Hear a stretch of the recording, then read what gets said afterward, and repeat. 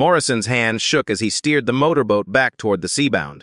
The dark shape of his ship loomed ahead, every window black, every light extinguished. Behind them, the Persephone drifted in silence, watching. Always watching. "Captain, we need a plan," Rodriguez said, checking his weapon for the third time. "Why can't just go back there blind? Our crew is on that ship," Morrison replied. His voice was steady, but Chen could see the fear in his eyes. "We're not leaving them." Sarah was trembling, her arms wrapped tight around herself. "But what if it's already too late? What if whatever was on the Persephone already? Then we find out." Morrison cut her off. "And we deal with it." The motorboat bumped against the Seabound's hull. Morrison grabbed the ladder and started climbing. Every rung felt colder than the last. By the time he reached the deck, frost was forming on the metal railings. The deck was empty. No crew. No movement. Just that unnatural cold that made their breath come out in thick clouds. "Williams." Morrison called out. His communications officer had been on the radio just minutes ago. "Williams, respond!" Nothing. Chen pulled out his flashlight. The beam cut through the darkness, revealing frost spreading across every surface. It was growing, creeping up the walls across the deck, covering everything in a thin layer of ice. "It's freezing?" Sarah whispered. "The whole ship is freezing." Rodriguez checked his thermometer again. 28 degrees. That's 14 degrees colder than 5 minutes ago. Morrison moved toward the bridge. The door was already open, swinging gently in the wind. Inside, the equipment was still running, but the screens showed nothing but static. The radio crackled with white noise, and then a voice came through faint. Distorted. "Help us." Morrison grabbed the radio. "Williams, is that you? Where are you?" "Engine room. It's so cold. We can't move." "It's watching us?" "Watching you?" The radio went dead. "Engine room," Morrison said. Now, they moved through the corridors of the Seabound, their flashlights revealing scenes that made no sense. Coffee cups frozen mid-pour. Water dripping from pipes, each drop hanging in the air, suspended in ice. The temperature was dropping so fast that moisture was freezing before it could fall. They passed the crew quarters. Morrison looked inside and immediately wished he hadn't. His crew was there, all 12 of them, sitting at the table where they'd been eating dinner. Frozen in place, eyes wide, mouths open in silent screams. But they weren't dead, not yet. Morrison could see their chests moving barely. Slow, shallow breaths. They were alive, but trapped. Frozen in time, unable to move, unable to speak. Only their eyes moved, tracking Morrison as he passed, pleading, terrified. "Jesus Christ," Rodriguez breathed. "What's happening to them?" "Keep moving," Morrison ordered. He couldn't think about it, couldn't process what he was seeing. If he stopped, if he let himself understand what was happening, he'd lose his mind. The engine room was at the bottom of the ship. With every step down, the temperature dropped. 30 degrees. 25. 20. The metal walls were covered in thick ice. Their flashlights reflected off crystalline surfaces, creating strange shadows that seemed to move on their own. They found Williams at the bottom of the stairs. He was pressed against the wall, his body half covered in frost. His eyes tracked Morrison's approach, but he couldn't speak. Ice had formed over his mouth, sealing it shut. "Hold on," Morrison said, reaching for him. "We're getting you out." Williams's eyes went wide. He was trying to say something, trying to warn them. But the ice had him trapped, and then Morrison heard it. A sound from deeper in the engine room. Not mechanical, not human. Something between a breath and a whisper, multiplied 100 times over. "Captain." Chen's voice was barely a whisper. "Look." Morrison turned his flashlight toward the engine room's far wall. Frost covered every surface, creating patterns that almost looked intentional. Words, hundreds of them written in ice. "It kami Ephraim Taichar Goahio Osmos IG, at file lob US Hemois, Sepiardi IT Tmall S, ITZAHEIR, IT US, and then at the bottom, in letters twice as large as the rest, Itis Bishinju. Morrison spun around. His flashlight beam swept across the engine room. For a moment, he saw nothing. Just ice and shadows and the massive machinery that powered the ship. Then the shadows moved. It was hard to describe what he saw. The shape was almost human, but wrong in every way that mattered. Too tall. Too thin. Its limbs bent at angles that shouldn't be possible. Where its face should have been, there was just a smooth surface of ice, reflecting their flashlights back at them. But it had eyes. Dozens of them.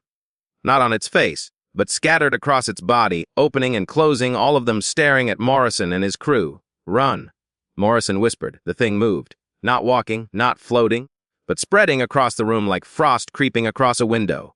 One moment it was 20 feet away. The next, it was right in front of Rodriguez. Rodriguez raised his weapon and fired. 3 shots, center mass. The bullets passed through the creature like it was made of air. On the wall behind it, 3 patches of ice exploded where the bullets hit. The thing reached out with one impossibly long arm. It touched Rodriguez's shoulder. Just a brief contact, lasting less than a second. Rodriguez screamed. Frost spread from where the thing had touched him, racing across his body. His skin turned white, his movement slowed. His scream turned into a whisper, then silence. Within 5 seconds, Rodriguez was frozen solid, still standing, still holding his weapon. Still screaming, but making no sound. "G.O.!" Morrison screamed. They ran. Up the stairs, through the corridors, toward the deck. Behind them, they could hear it coming. Not footsteps, but the sound of ice forming, of metal freezing and cracking under impossible cold. Sarah fell. Her foot caught on a frozen patch of floor. Chen grabbed her arm, pulled her up. "Don't look back," Chen said. "Just keep." The temperature dropped again, so fast that Morrison felt his lungs seize. Every breath felt like inhaling broken glass. The moisture in the air was freezing, creating a fog of ice crystals that hung suspended around them. They burst onto the deck. The motorboat was still there, tied to the ship. Freedom. Escape. Just 20 feet away, Morrison ran for it. His boots slipped on the frost-covered deck. He caught himself, kept moving. 10 feet. 5 feet. A hand grabbed his ankle. Morrison looked down. Williams! Somehow. Williams had made it up from the engine room. But he was changed. His skin was white, covered in frost. His eyes had turned completely black. And when he opened his mouth, Morrison could see ice crystals forming on his teeth. "Stay," Williams said. But it wasn't Williams's voice. It was dozens of voices speaking in unison. "Stay with us. It's so cold alone." Morrison kicked free. His boot connected with Williams's face, and Williams shattered. Not like a person, but like a statue made of ice. Pieces of him scattered across the deck, but each piece was still moving. Still reaching. Still trying to grab them. They made it to the motorboat. Chen started the engine while Sarah untied the ropes. Morrison looked back at the Seabound one last time. Every window was now lit with a pale blue light, and in each window he could see figures. His crew, all 12 of them, standing, watching, their eyes completely black, their skin white with frost. They were alive, but they weren't his crew anymore. The motorboat pulled away from the Seabound. Morrison watched his ship fade into the darkness. He'd been captain of that vessel for 8 years. It had been his home, his life. Now it was a tomb.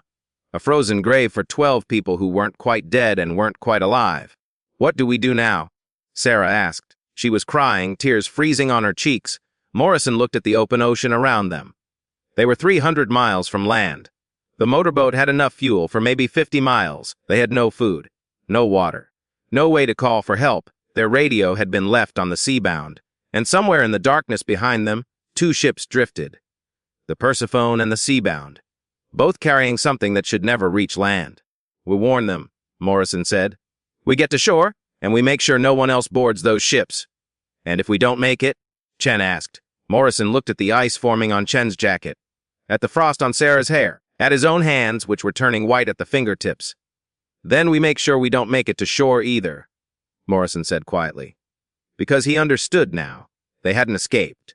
Whatever was on those ships, it was already inside them, spreading, growing, freezing them from the inside out.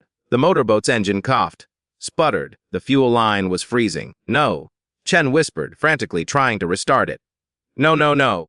The engine died. They drifted in silence. Behind them, barely visible in the darkness, 2 ships sat on the horizon, waiting, watching, and all around them, the temperature continued to drop. Sarah looked at Morrison. "How long do we have?" Morrison checked his watch. The hands had stopped moving, frozen in place. "Not long," he said. In the distance, he could see lights. A ship, someone was coming. Help was on the way, but as the lights grew closer, Morrison realized his mistake. It wasn't a rescue ship. It was something else. Something drawn by the cold, by the ice, by whatever was spreading from the Persephone. More ships, dozens of them, all drifting, all dark, all frozen. They weren't the first crew to board the Persephone, and they wouldn't be the last. The cold was spreading, ship by ship, crew by crew. And soon it would reach land. Morrison felt ice forming in his lungs. Each breath was harder than the last.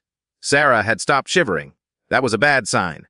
When you stopped feeling cold, it meant you were dying.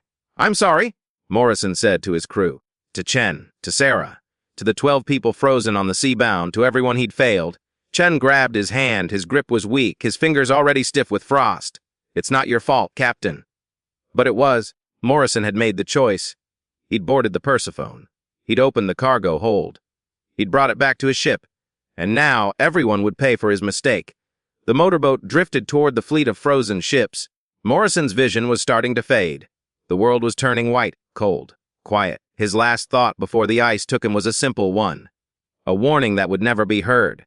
Don't board the ships. Don't open the holds. Don't let it spread. But it was already too late. The cold was patient. The cold was hungry. And the cold was already on its way to shore.